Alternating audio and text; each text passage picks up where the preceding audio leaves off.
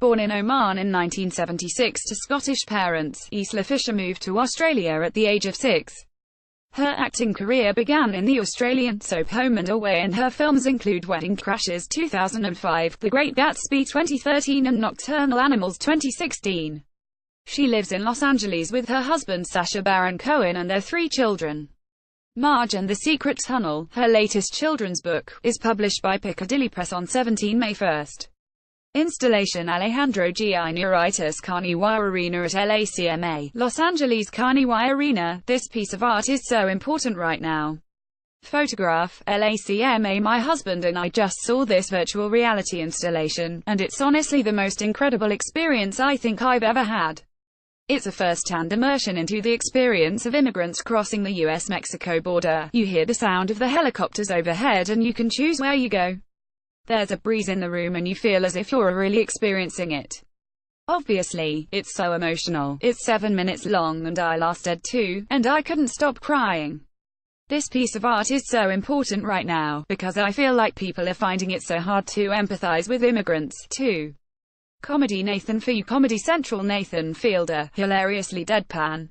Photograph, Comedy Central. This show really s me up. It's an American docu-reality comedy TV series starring comedian Nathan Fielder, and it's so freaking funny. He's basically playing a version of himself. He's a business school graduate and consultant, and his aim is to help struggling businesses, but his marketing proposals are so outlandish and he's really socially awkward, so he says super inappropriate things. Throughout every episode his confidence is eroded because his ideas fail. Obviously, they're terrible, but he's just so deadpan. 3. Book The Last Black Unicorn by Tiffany Haddish. This is the last book one loved.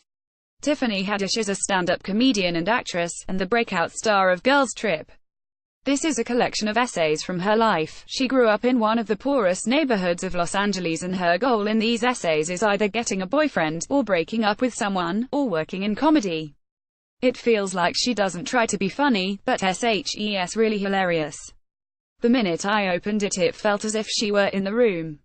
4. Exhibition King Tut, Treasures of the Golden Pharaoh at California Science Center, Los Angeles. A statuette of the pharaoh on display in King Tut, Treasures of the Golden Pharaoh at California Science Center.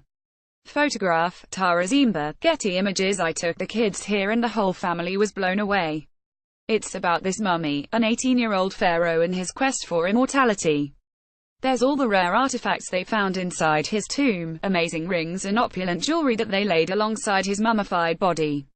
It's such an interesting story. The guy that funded the trip, Lord Carnarvon, 6 months later after being bitten by a mosquito. You learn all about the history of the tombs and, without getting morbid, the actual process of mummification is fascinating.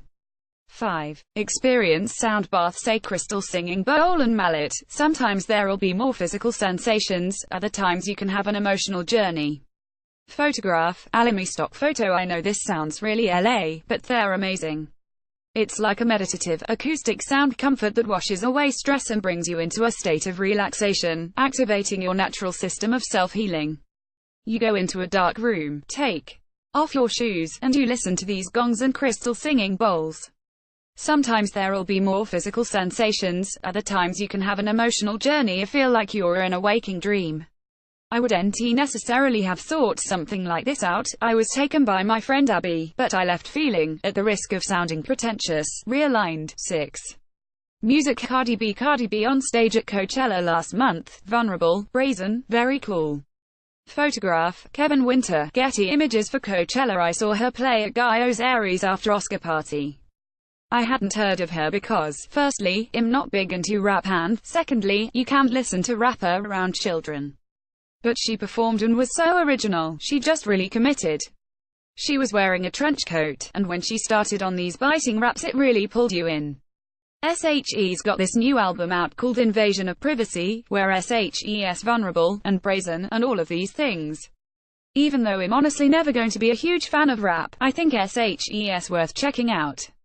SHE's very cool.